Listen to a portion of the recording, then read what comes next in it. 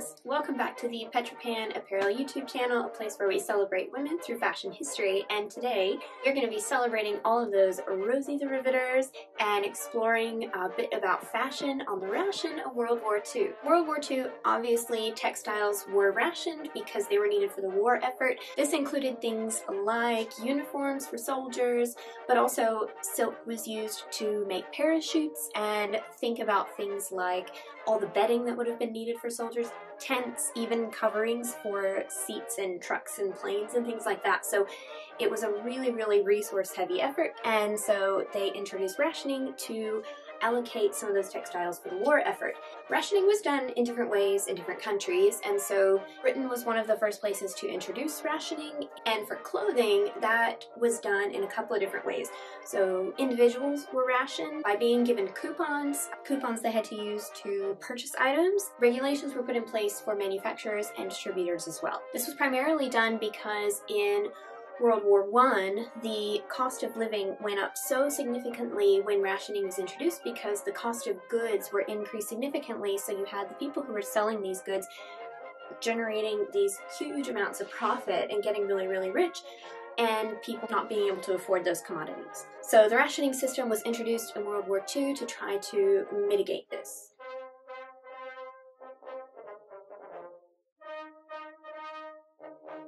And overall was very successful. So the clothing ration was introduced in 1941, and it was introduced really suddenly. They announced it the day before, and then the next day it took effect to avoid people going out and panic buying, which did kind of happen anyway, and that's something we know quite a bit about now these days. So for clothing, everyone was given a clothing ration book, which looks like this.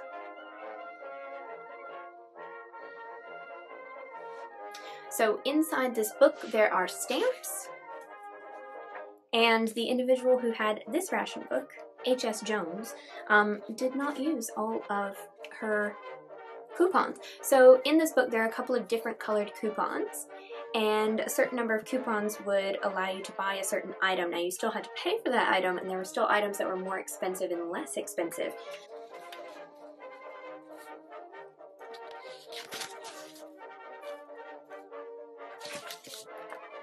So you would take this coupon book shopping with you, and there was obviously a lot of coupon fraud, so in order to buy something you actually had to present the book to the shopkeeper. They would cut out your coupon. You could not take loose coupons to give to the shopkeeper. And for clothing, coupons, the number of coupons was based roughly on the amount of fabric used, the type of fabric used, and how much labor was involved with a particular type of garment. And during the war we saw emerge this mentality of make, do, and mend, and people really took it upon themselves, if they hadn't already learned how to mend their clothes, how to make new clothes out of old clothing and recycled textiles, kind of like these pants that I'm wearing today that are made out of some upcycled bed sheets. And it was a difficult prospect, but people really seemed to take it in their stride.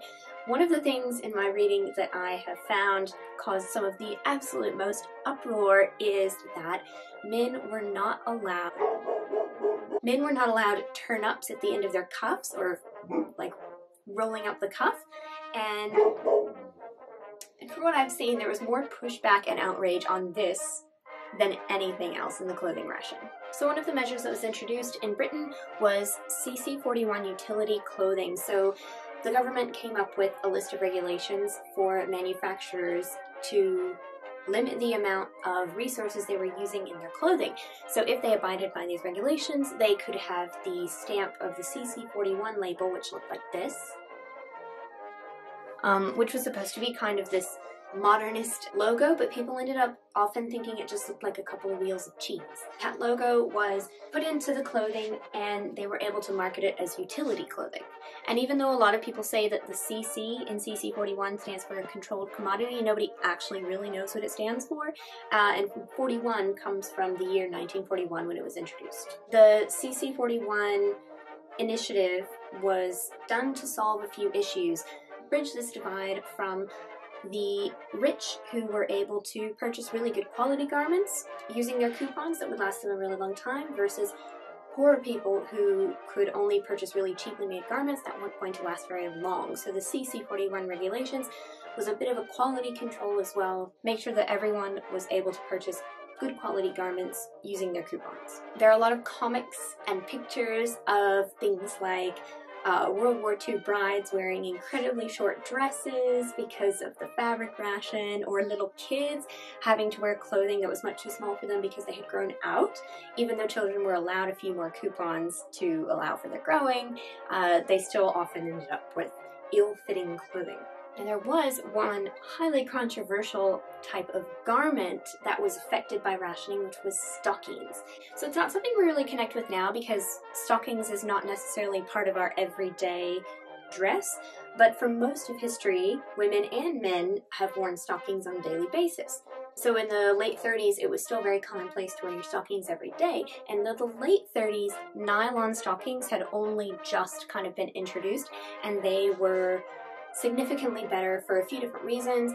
They were able to achieve a much better fit, they were much more durable, washable, and just generally much preferred over most of the other types of stockings. So as the war started, all those synthetic materials were being rationed for war purposes. Women would wear makeup on their legs, and that was marketed a lot in different magazines. And it was marketed as something that wouldn't stain your clothes, it would make your legs look nice and tan. But Marcia Hunt, in her book, The Way We Wore, says that no matter what the marketing and what the label said, it would stain your clothes, it would stain your chairs, it would stain everything. So there were obviously stockings made up of other materials, of cotton and rayon, but especially the cotton ones people really didn't like because they didn't fit very well and they didn't last very long. And in 1945, there were the nylon riots, where there were 13,000 pairs of nylon stockings delivered to a department store, and it said that a line of over 40,000 women queued up to try and snag one of those 13,000 pairs of stockings. And it's hard for us to relate to today, but if you imagine it was something like wearing foundation, or for me, I started wearing lipstick about a year ago, and now I cannot go outside of the house without feeling naked without lipstick on. It's not an essential thing, but it's something that you kind of feel uncomfortable without. Obviously, these would have been the thigh-high stockings, not the full coverage stockings, but I picked these to pull out. They are a cotton nylon blend. I think it's the cotton in these that actually makes them feel definitely not as nice as some of the other ones that I have. They get baggy really quickly, they catch on a lot of things, so I can imagine why wearing the cotton stockings would have been really annoying. And for some women's uniforms, they were actually provided with nylon or silk stockings as part of their uniform, so women would often try to pick their roles based on which had the best uniforms. So I've mentioned the coupon books, which you would have had for other things as well as clothing, but to start off in 1941, you were issued 66 coupons to buy all of your clothing for 12 months. And then year by year, the number of coupons was reduced. So this clothing book that I have today is from the year 1947 to 48. So that was 50 coupons a year. So that is the number of coupons I'm going to be using today. So to give you an idea of 50 coupons a year, I'm going to show you what some of these items of clothing would have been worth in coupons. So first of all, an overcoat or a long coat, like what I have here, would have cost you 14 of your 50 coupons. So over a fifth of your coupons for the year to buy a coat. Or a jacket or a shorter coat, something like this, would only have cost you 11 coupons. And a wool dress, which I don't have, but that would have cost you the same amount of 11 coupons because wool was a highly valued textile. So a non-wool dress, something of cotton or rayon, this would have cost you 7 out of your 50 coupons. A blouse, cardigan, or jumper would have cost you 5 out of your 50 coupons. A skirt or divided skirt, which was only allowed up until 1943, so a skirt would cost 7 coupons. Overalls would cost you 6 coupons. And one item of clothing that became really popular during the war was something we call a siren suit, and that is something that you could either wear to sleep in or throw on over your clothes quickly during the night if there was an air raid and you had to run out to the bomb shelter. In a similar vein, pajamas became a really popular type of item. Now these pajamas are actually from the early to mid-30s, but a set of pajamas like this would have cost you 8 coupons. And this one is especially clothing ration appropriate because the pants, which I have hanging up here, the pants are actually fastened with ties at the side. So zippers were not allowed at all on any types of clothing. A night dress only cost 6 coupons. So an apron or something like a pinafore would cost you 3 coupons. a slip or petticoat or some sort of combined undergarment, like combinations, that would cost you 4 coupons, and then a corset cost 3 coupons. There were not a lot of restrictions on corsets at the start, but then obviously steel boning and things like that were removed. And then stockings. Stockings would have cost you 2 coupons, and if you think about 2 coupons out of 50, it's quite a lot for a pair of stockings, and I believe this number even went up to 3 coupons for a pair of stockings. A pair of ankle socks was only 1 coupon, and a pair of boots, slippers, or shoes would have cost you 5 coupons. So with my 50 coupons, I'm going to put together a couple of wardrobes using the garments that I have hanging here.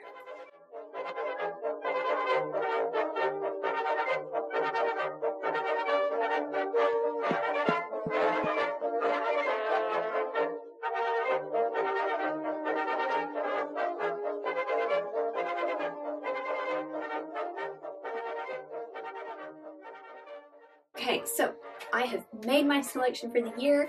Now, looking at what I've picked out, on this rack, I have this amount of clothing that is all I can buy for the entire year. Now, based on what I've picked, I am going to hope, because I'm in Britain, if this is the case, that I already have plenty of outerwear and warm things, because this was all I was able to get out, and this is what I think really is going to wear out the most. So I got 2 pairs of stockings at 2 coupons each, so that's 4 coupons. 2 pairs of ankle socks, 1 coupon for each pair. I got a pair of pajamas, which is 8 coupons, because this is something I'm going to need if we are running out to the bomb shelter. 2 blouses, because I'm going to be working a lot, and so I think these 2 things are things I'm going to be able to wear a lot and are going to wear through pretty quickly.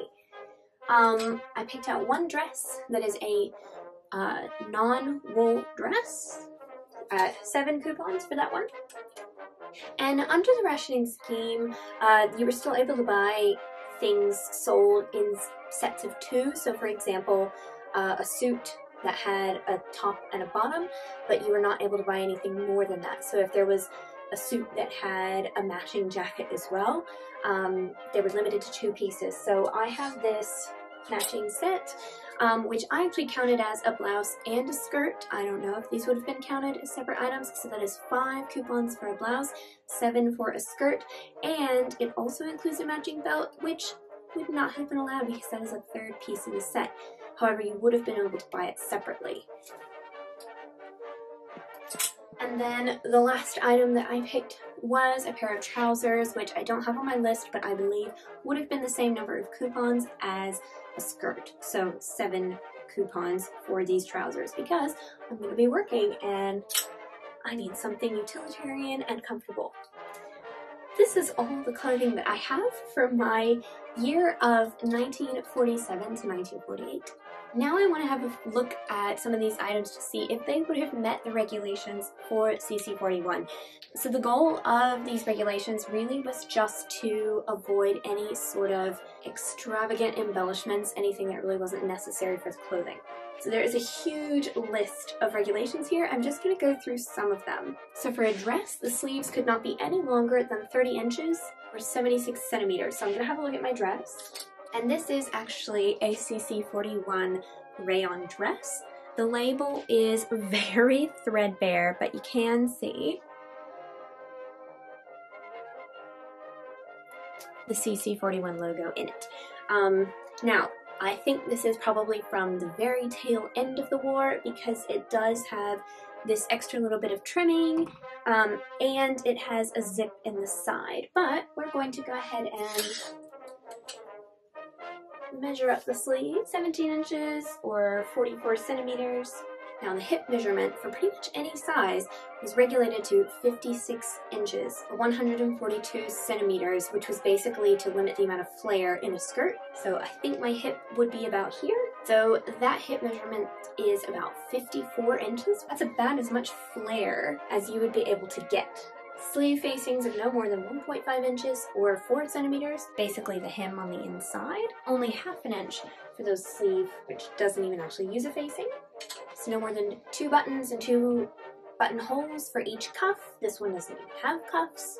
So you were allowed to have one ruffle that was no wider than 3 inches. We don't have a ruffle on this dress, but we do have some other embellishment, which I'll talk about in a minute. No more than 1 collar, which sounds a bit odd, but if you look at this reproduction of a 1940s dress, it has basically 2 layers of a collar on it, so something kind of like that. So you weren't allowed any more than 2 pockets, and patch pockets had to be a certain size. So while you were only allowed 2 pockets, you were allowed up to 4 pocket flaps, so you were allowed to have 2 fake pockets. And this dress I don't believe actually has any pockets at all. And then no pleating or tucking on the top part of the dress that exceeded more than 10%. So obviously when you pleat, you're folding the fabric over, so you weren't allowed to have more than 10% extra on the top to allow for pleating and tucking. You were basically allowed to add 8 inches or 20 centimeters to allow for pleating and tucking. Now, while I'm not going to go through and measure the percentage of tucking that's done in the front, it is shaped with 2 tucks on each side, which definitely do not take up more than 10%. However, we do have this cowl, kind of a scarf.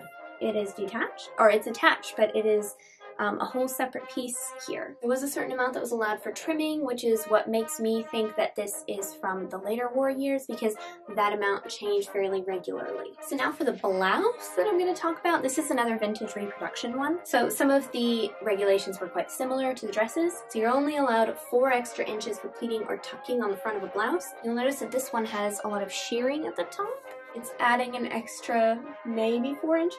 But if you had pleating or tucking, you couldn't have any ruffles, and if you had ruffles, you couldn't have any pleating or tucking. Couldn't have more than 1 pocket, which this doesn't have. And then you were only allowed 2 bows, and they could not be wider than 2 inches or 5 centimeters each. So no cuffs were to be over 3 inches or 7.6 centimeters wide. So let's test this one. So cuffs are only 2 inches wide on this, and 2 buttons, 2 buttonholes. No hoods were allowed. Same kind of sleeve facing as the dress, and then another smaller amount was allowed for extra trimming. So for the skirt, the sweep is basically the measurement of the hem around you, how much flare your skirt is allowed to have. So it was initially 81 inches, which was reduced down to 78, which was from 206 centimeters to 198 centimeters. So we're gonna actually test my dress first to see if it has the correct amount of sweep, which is 62 inches of sweep. Perfectly acceptable. Now I have this other 40s reproduction dress from the seamstress in Bloomsbury, and as you can see, this is a very flared skirt and is certainly more than 78 inches. So that's why in the 40s you see a lot of slimmer silhouettes than in the 50s when we start to see those really poofy skirts. So in 1943, divided skirts or culottes actually became illegal. You weren't allowed to have separate or attached belts with your skirts, and no pleating or tucking or anything in the waistband of your skirt, and the waistband was limited to 3 inches or 7.6 centimeters wide. So no more than 1 pocket, but on your skirt you could not have a pocket flap. And then for coats or jackets, you were allowed, again, 2 pockets and 4 pocket flaps. So this one, we've got 4 pocket flaps, but I think they are all real pockets. Yeah, so we would have had to make 2 of these fake pocket. Now the tricky thing with this one is actually the sleeve circumference. So with a coat or a jacket, you're obviously wearing it over something else, and the sleeve circumference on a coat was only allowed to be 16 inches, which is that big. So I don't think this one does not. And then on a jacket like this, the sleeve circumference limit would have been 14 inches. This one is about 11-inch circumference. And you weren't allowed to have any kind of like epaulets or tabs or anything on the shoulders. And this would definitely be too many buttons on a jacket.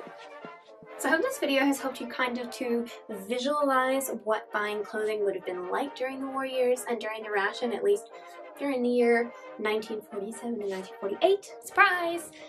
It's a few days after having filmed this video, and I realized that I completely forgot to film anything about the pile of reference books that I had strategically sitting on the shelf beside me so that I would not forget to talk about them. So in researching this video, I've been reading about World War II fashion rationing, or clothing rationing, for quite a while now, and I have acquired some really wonderful books, so I thought I would just share them with you in case this is a topic that you are interested in reading about. So the first one is called Fashion on the Ration by Julie Summers, and this is a really, really lovely book. It's a lot more anecdotal and it has some images in it. It's mostly stories from women living through that period, and it's just a really, really enjoyable read, this one. So the next one is, which I also showed in the video, CC41 Utility Clothing by Mike Brown, and this book is a fantastic reference. It has a lot of images in it, so it has pictures of clothing, it has labels, cartoons, so much wonderful and just fairly clearly presented research. So I absolutely love this one. Highly recommend it too. It's just a really quick reference if you need it. Another one, now this is if you are looking for a deep, deep dive into World War II clothing rationing and fashion, this is the book for you. This is a book, I haven't completely finished it yet, but it is much more academic in nature. Wartime Fashion by Geraldine Howell. I look forward to getting completely through this one. Published by Bloomsbury and is a bit more of a chunky read to get through, but has so much good research and information. Now my favorite book that you've actually heard me talk about before on the channel, maybe a couple of times, is Forties Fashion, From the Siren Suit to the New Look by Jonathan Walford, and this book, it hits the sweet spot of being a really good reference. Oops. With pictures, just the right amount of detailed research, easy to read, so 100% highly recommend this one. Of all four, I would say if you're just looking for kind of a general resource on the topic, I would definitely go for this one, but the other ones are amazing reads as well. The legacy of clothing rationing during World War II is pretty significant to how clothing is made today. First of all, a lot of ways were developed to manufacture clothing at a better quality for a lower price and using smaller amounts of resources. Synthetic materials were really explored and developed over this time period, and creativity actually abounded within the restrictions of World War II rationing. So I hope you've enjoyed this video. If you haven't already, please subscribe to the channel, give this video a like, and check out our website. I've just recently listed some of the first items that are all handmade from upcycled textiles, very make do and mend mentality, and I hope you enjoy the rest of your YouTubing.